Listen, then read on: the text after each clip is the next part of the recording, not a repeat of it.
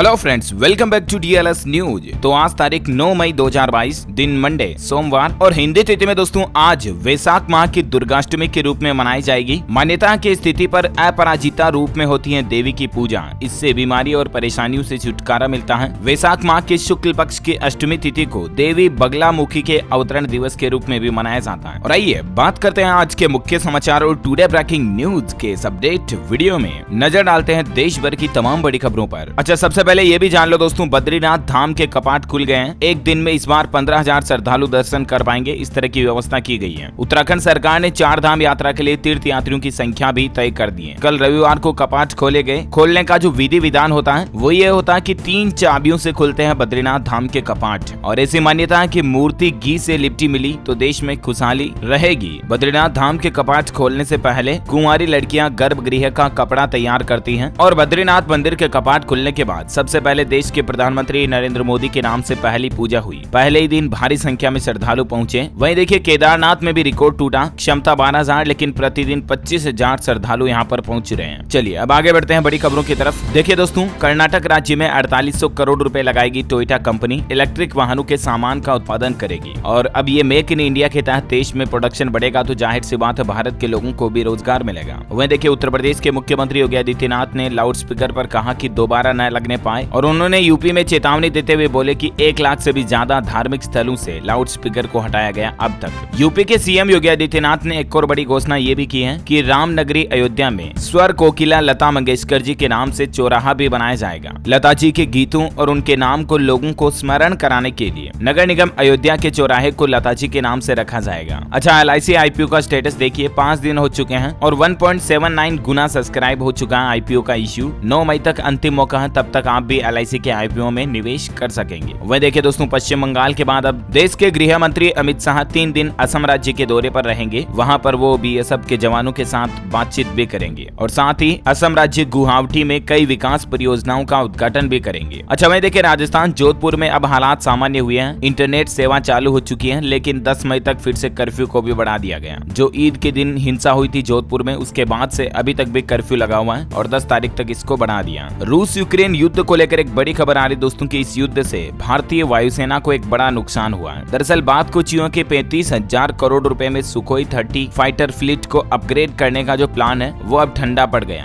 और ये नुकसान भारत को हुआ। रूस यूक्रेन जंग का अपडेट भी देखिए आप। रूस का यूक्रेन के स्कूल में बनाए गए शेल्टर पर हमला किया गया, इससे 60 लोगों की जान जाने की खबर है। और इस बीच अमेरिका की फर्स्ट लेडी जिल बाइडेन भी यूक्रेन पहुंची है। चलिए अगली बड़ी खबर देखिए, केंद्र सरकार का एक बड़ा प्लान निकल कर आ रहा। राज्यों में जुटाई जाएगी बुजुर्गों से जुड़ी सारी सुविधाएं। केंद्र सरकार ने इसको लेकर प्लान भी मांगा है। बुजुर्गों की बढ़ती संख्या को देखते हुए सरकार की तरफ से ये बड़ा कदम उठाया जा रहा। मतलब बुजुर्गों के लिए सरकार ने एक बड़ी मुहिम शुरू की है और सभी राज्यों से बुजुर्गों यानी कि बूढ़े दादा दादियों से जुड़ी सुविधाओं को जुटाने का प्लान मांगा है। इसमें खास करके प्राथमिकता रहेगी स्वास्थ्य से जुड़ी सुविधाओं को लेकर। कुल मिलाकर के सरकार का यह मकसद है दोस्तों की जो वरिष्ठ नागरिक है हमारे देश में, बुजुर्ग लोग हैं, उनको सरकार हर तरह की फैसिलिटी देना चाह रही है। उनके लिए हॉस्पिटल में अच्छी स्वास्थ्य सुविधाएं बनाना हो और वृद्धाश्रम बनाने पर भी सरकार अहम योजना पर काम कर रही है। मौजूदा समय में एक अनुमान के मुताबिक देश में बुजुर्गों की संख्या तकरीबन 14 करोड़ है, जो कि कुल जनसंख्या का 10% है। अगला अपडेट देखिए, गृह मंत्रालय ने रिटायर्ड CRPF BSF जवानों के लिए लॉन्च किया CAPF पुनर्वास पोर्टल, जो कि रोजगार की तलाश पूरी करेगा। दरअसल दोस्तों, केंद्रीय गृह मंत्रालय मिनिस्ट्री ऑफ होम अफेयर्स की तरफ से CRPF और BSF जैसे केंद्रीय सशस्त्र पुलिस बल से संबंधित कर्मचारियों के लिए एक नया पोर्टल वेबसाइट लॉन्च की गई है, जो कि सेवानिवृत्ति के बाद पुनः रोजगार और नौकरी ढूंढने में कर्मचारियों की मदद करेगी। जिससे कि मतलब सेना से रिटायर होने के बाद आर्मी कर्मचारी जो हैं वो और दूसरी नौकरी कर पाएंगे, है ना। और साथ ही देखिए अगली बड़ी खबर, 29 अगस्त से 2 अक्टूबर तक होंगे ग्रामीण ओलंपिक। 15 से 70 साल तक के 27 लाख खिलाड़ी इसमें शामिल होंगे और 44,000 गाँव में इसका आयोजन होगा। दुनिया भर में पहली बार 29 अगस्त से 2 अक्टूबर तक राजस्थान राज्य में ग्रामीण ओलंपिक का आयोजन किया जाएगा। 35 दिन तक टोटल चलेगा ये ग्रामीण ओलंपिक और इसमें अलग अलग फील्ड के खिलाड़ी शामिल होंगे, जैसे कि kabaddi, shooting, volleyball, tennis ball, cricket, kho kho और हॉकी जैसी खेल प्रतियोगिताओं का आयोजन भी होगा। सरकार का मकसद है कि गाँव में प्रतिभाओं को एक मंच मिलेगा। इससे जो गाँव के बच्चे बच्ची हैं, कई सारे जो स्पोर्ट्स एक्टिविटीज में अच्छे हैं लेकिन उन्हें सही रास्ता, सही ट्रैक नहीं मिल पाता है। सरकार के इस ग्रामीण ओलंपिक मिशन के माध्यम से गाँव के खिलाड़ियों को अच्छा मौका और मंच मिलेगा। राजस्थान से एक और बड़ी खबर आ रही, देखिए आप। मुख्यमंत्री अशोक गहलोत का कहना है कि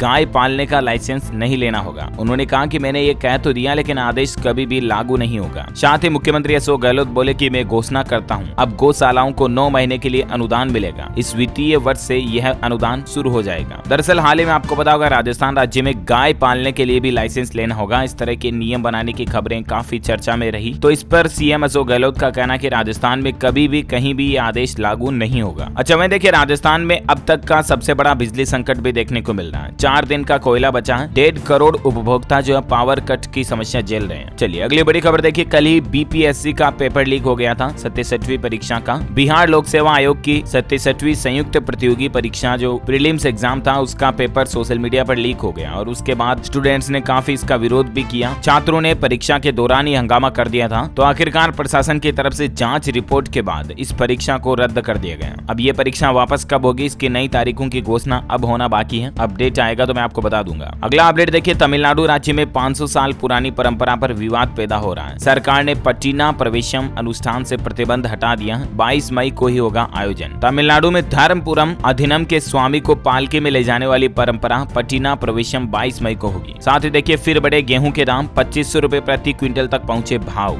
और किसानों को इससे फायदा मिलेगा। अच्छा, अगला अपडेट देखिए, मध्य प्रदेश में कॉलेज एंट्री पर छात्राओं को 25,000 रुपए मिलेंगे। मुख्यमंत्री शिवराज की लाडलियों को सौगात। हर साल 2 मई से 12 मई तक मनेगा उत्सव। दरअसल मध्य प्रदेश राज्य में मुख्यमंत्री शिवराज सिंह चौहान की तरफ से आखिरकार फाइनली लाडले लक्ष्मी योजना का दूसरा संस्करण लॉन्च कर दिया गया है और इस योजना के तहत मध्य प्रदेश राज्य में 12वीं पास कर जैसे ही कॉलेज में जाने वाली छात्राएं होंगी ना, उनको 25,000 रुपए सरकार की तरफ से मदद के लिए दिए जाएंगे। वहीं मध्य प्रदेश के मुख्यमंत्री शिवराज सिंह चौहान ने यह भी घोषणा की है कि अब हर साल 2 मई से 12 मई तक एमपी में लाडली लक्ष्मी उत्सव भी मनाया जाएगा। साथ ही लाडली लक्ष्मी पंचायत शुरू करने की भी घोषणा की है उन्होंने। उनका कहना है कि ये एक ऐसी पंचायत होगी जहां एक भी बाल विवाह नहीं होगा। लाडलियों का स्कूल में 100% प्रवेश होगा। सभी बेटियों का टीकाकरण होगा। कोई भी लाडली कुपोषित नहीं होगी। तो ये कुल मिलाकर के लड़कियों पर फोकस करते हुए मध्य प्रदेश सरकार जो है बहुत ही अच्छी योजना लॉन्च किए हैं। अच्छा, अगला अपडेट देखिए, चना उत्पादकों के लिए बड़ी राहत की खबर आ रही है। किसान भाई लोग अब 5 क्विंटल से भी ज्यादा फसल एमएसपी पर बेच सकेंगे। पहले इसमें लिमिट थी कि जो चना की फसल है वो 5 क्विंटल तक ही बेच सकते थे, लेकिन महाराष्ट्र राज्य सरकार ने बड़ा फैसला लिया। महाराष्ट्र के चना उत्पादक किसानों के लिए बड़ी खुशखबरी है और अब महाराष्ट्र राज्य में एमएसपी पर सिर्फ 5 क्विंटल ही नहीं बल्कि इससे ज्यादा चना भी किसान भाई लोग बेच पाएंगे। वहीं देखिए दोस्तों, किसानों के नेता राकेश टिकैत ने एक बड़ा ऐलान किया है। उनका कहना है कि महंगाई के खिलाफ जल्द ही आंदोलन शुरू होगा और किसान भाई लोगों को उन्होंने तैयार रहने की बात भी कही है। दरअसल उत्तर प्रदेश के बाराबांकी में भारतीय किसान यूनियन के नेता राकेश टिकैत ने कहा कि महंगाई के खिलाफ सरकार से बातचीत चल रही है, लेकिन अगर बात नहीं बनी तो हम आंदोलन करेंगे। उनका कहना है कि अगर विपक्ष सही होता तो आज ये हालात पैदा नहीं होते। और देखा जाए तो वाकई में देश में महंगाई काफी ज्यादा बढ़ी हुई है। पेट्रोल डीजल से लेकर एलपीजी गैस, खाने पीने की चीजें, रसोई में तेल, आटा, दाल, नमक, चावल वगैरह सब कुछ तो महंगा हो रहा है। और महंगाई के अलावा भी राकेश टिकैत का कहना है कि बेरोजगारी, किसानों और नौजवानों की समस्या को लेकर देश में एक बार फिर से बड़ा आंदोलन होगा और इसके लिए आप सब तैयार रहें। जल्द ही आपको समय और जगह बताई जाएगी, ये कहना है किसानों से। अच्छा, वहीं देखिए बड़ी खबर, इलेक्ट्रिक स्कूटरों में इस वजह से लग रही है आग। बैटरियों में मिली एक बड़ी खराबी। दरअसल आपको बता होगा पिछले कुछ दिनों से काफी घटनाएं देखी गई इलेक्ट्रिक 2 व्हीलर्स स्कूटर वगैरह में स्पेशली आग लगने की, और उसके बाद तो सरकार ने कई बड़े फैसले भी लिए थे इलेक्ट्रिक स्कूटरों में आग लगने की रोक लगाने के लिए जांच पड़ताल को लेकर। और अब ऐसे में दोस्तों अब ये खुलासा हुआ कि आखिर इलेक्ट्रिक 2 व्हीलर्स में आग क्यों लग रही है। इलेक्ट्रिक स्कूटरों में आग लगने के पीछे घटनाओं की जो वजह है उसका पता चल गया है। इन घटनाओं की जांच पड़ताल के लिए जो सरकार की ओर से कमेटी बनाई गई, उसकी जांच में ये बात पता चली है कि अभी तक जो ये इलेक्ट्रिक कंपनियां गाड़ी बना रही है ना, उनकी बैटरी में फॉल्ट देखा जा रहा है। लगभग सभी घटनाओं में बैटरी सेल के साथ साथ बैटरी की डिजाइन में भी खामी पाई गई है। अब सूत्रों का कहना है कि विशेषज्ञ अब अपने वाहनों से संबंधित बैटरी मुद्दों को हल करने के लिए ईवी निर्माताओं के साथ व्यक्तिगत रूप से काम करेंगे और अब सरकार भी इलेक्ट्रिक व्हीकल बनाने वाली जो कंपनियां हैं उनके लिए बैटरी के नए मानक तय करेगी और सरकार के नियमों के मुताबिक ही अब इलेक्ट्रिक 2 व्हीलर्स में बैटरियां लगानी पड़ेगी ताकि भविष्य में ऐसी घटनाएं ना हो, है ना। और दोस्तों अभी तो कुछ और अपडेट्स और महत्वपूर्ण काम की खबरों पर बातचीत करेंगे, लेकिन फिलहाल आज के मौसम अपडेट देख लेते हैं। देखिए अगले 24 घंटों में तेज चक्रवात में बदलेगा तूफान आसानी। उड़ीसा और पश्चिम बंगाल में तो भारी बारिश की चेतावनी जारी कर ही दी गई है। साथ साथ में बिहार और झारखंड में भी अलर्ट जारी किया गया। चक्रवाती तूफान आसानी के चलते छत्तीसगढ़ राज्य में भी तापमान गिरेगा, तेज हवाएं चलने की आशंका, बादल छाएंगे और कुछ जगहों पर बारिश भी हो सकती है। अंडमान में तो बारिश भी शुरू हो चुकी है। पश्चिम बंगाल, उड़ीसा के साथ आंध्र प्रदेश में भी अलर्ट जारी किया गया है और अभी तक के स्टेटस के मुताबिक ये तूफान बंगाल की खाड़ी तक पहुंच चुका है। मौसम विभाग ने अलर्ट जारी करते हुए कहा कि इस तूफान के चलते 125 किलोमीटर प्रति घंटे की रफ्तार से भी हवाएं चलेगी और ये राज्य अलर्ट पर रहे। इतना ही नहीं, चक्रवात आसानी का असर बिहार राज्य में भी देखने को मिलेगा। इस तूफान के चलते मौसम बदलेगा और अगले 60 घंटों में 13 जिलों में बिहार में बारिश और बिजली गिरने की चेतावनी जारी की गई है। चक्रवात आसानी को लेकर कोलकाता में भी हाई अलर्ट देखिए। केएमसी के कर्मचारियों की छुट्टियां भी रद्द कर दी गई है। कोलकाता नगर निगम के जो कर्मचारी हैं उनकी छुट्टियां कैंसिल कर दी गई हैं। और इन सब के बीच स्काईमेट वेदर की रिपोर्ट के मुताबिक संपूर्ण भारत का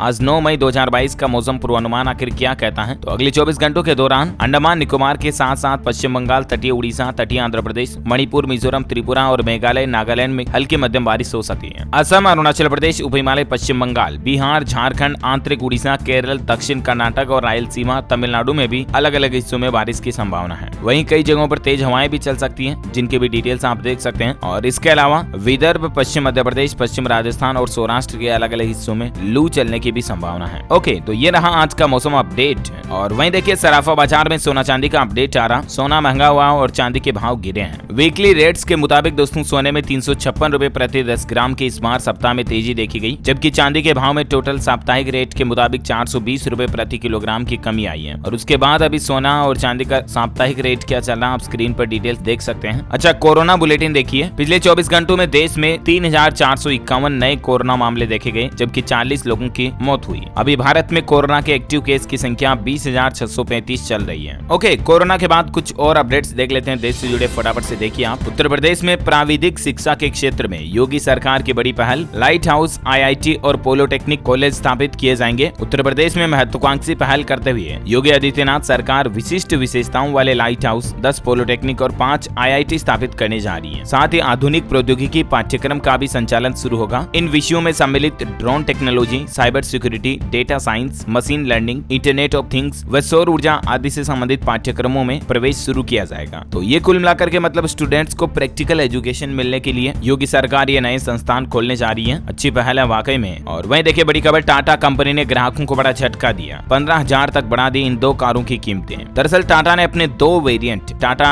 टियागो और टिगोर, इन दोनों की ही कीमतों को बढ़ा दिया है। टियागो पर 12,000 रुपए बढ़ा दिया और टिगोर पर 15,000 रुपए तक मॉडल की कीमतें बढ़ चुकी हैं। वहीं देखिए देश के प्रधानमंत्री नरेंद्र मोदी 13 मई को मध्य प्रदेश की नई स्टार्टअप नीति का शुभारंभ करेंगे। देश के प्रधानमंत्री नरेंद्र मोदी 13 मई को मध्य प्रदेश इंदौर के ब्रिलियंट कन्वेंशन सेंटर में ऑनलाइन माध्यम से MP की नई स्टार्टअप नीति और कार्यान्वयन योजना 2022 का शुभारंभ करेंगे। इस योजना के पीछे मध्य प्रदेश सरकार का मकसद है कि राज्य में स्टार्टअप को बढ़ावा मिले और नए युवाओं को स्टार्टअप शुरू करने के लिए आसान प्रक्रिया और सुविधा मुहैया कराई जाए। अच्छा, साथ ही देखिए बड़ी खबर, राजधानी दिल्ली के हेरिटेज पार्क में घूमने के लिए अब आपको शुल्क देना पड़ेगा। हालांकि इस उम्र तक के बच्चों को फ्री एंट्री मिलेगी। दरअसल जामा मस्जिद के पास बने उत्तरी नगर निगम के चरती लाल गोयल हेरिटेज पार्क में प्रवेश के लिए शुल्क तय कर दिया। 100 रुपए से लेकर 500 रुपए तक का शुल्क होगा। टिकट लेना पड़ेगा अब आपको। हालांकि जो 12 साल तक के या इससे छोटे बच्चे हैं उनको प्रवेश निःशुल्क दिया जाएगा। वह देखिए उत्तराखंड आ रहे पर्यटकों के लिए राहत भरी खबर, होटल व रेस्तरां में सर्विस चार्ज देना अब अनिवार्य नहीं होगा। दरअसल उत्तराखंड में लाखों श्रद्धालु और पर्यटक जो हर साल घूमने के लिए आते हैं और सरकार ने अब उनके लिए एक सुविधा को बिल्कुल फ्री कर दिया। होटल या रेस्टोरेंट संचालक ग्राहकों को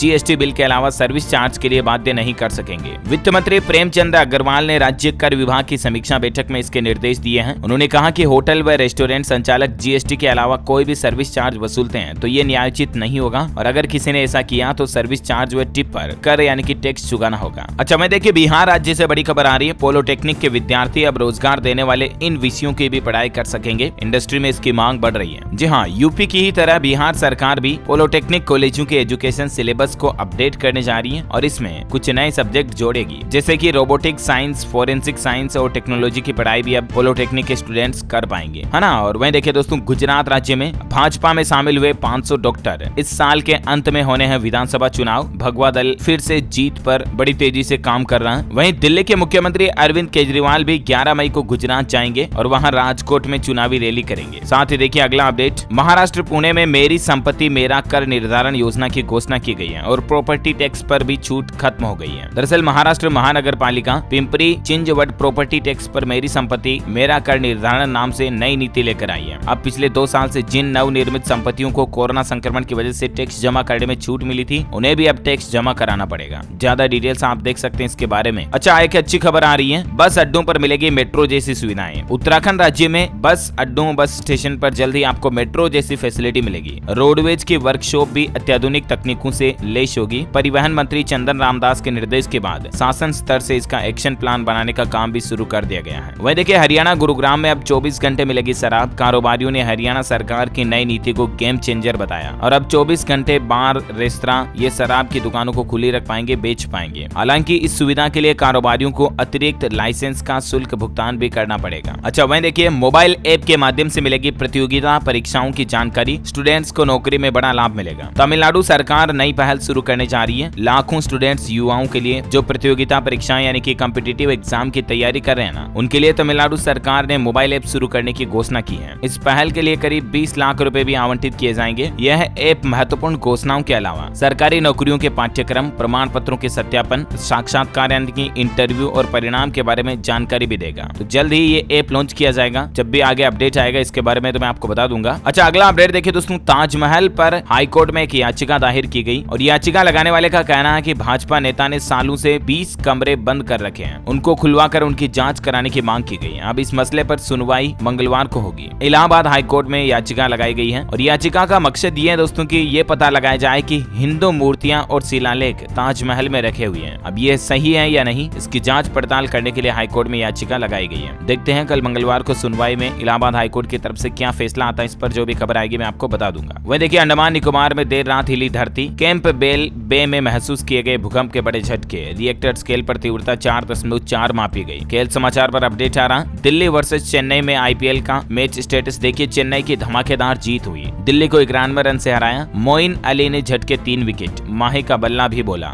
ओके, तो इसी कड़ी में आज दिन भर की तमाम बड़ी खबरें, मुख्य समाचार, टुडे ब्रेकिंग न्यूज का अपडेट वीडियो यहीं फिनिश होता है। और हाँ, आप मुझे कमेंट्स करके बताइए दोस्तों की दुनिया के 7 बड़े अजूबों में भारत के कौन से स्थान या कौन सी जगह शामिल है, उनमें से किसी एक का नाम बताइए। जो लोग इस सवाल का सही जवाब इस वीडियो के नीचे कमेंट में देंगे ना, वो रैंडमली सेलेक्ट होने पर आप हमारी DLS न्यूज टीम की तरफ से जीत सकते हैं एक शानदार सरप्राइज गिफ्ट, जो कि गिव अवे के रूप में आप तक पहुंचा दिया जाएगा। इसके साथ ही अगर आपको वीडियो अच्छा लगा तो इसे लाइक करना, शेयर भी करना अपने दोस्तों के साथ फेसबुक और व्हाट्सएप पर। हमारे चैनल DLS न्यूज को सब्सक्राइब करके बेल आइकन भी जरूर दबा दें, ताकि आपको रोजाना के ताजा अपडेट्स और काम की खबरें तुरंत आपके मोबाइल पर मिलती रहेगी। Thank you, take care, good bye, जय हिंद, जय भारत, वंदे मातरम।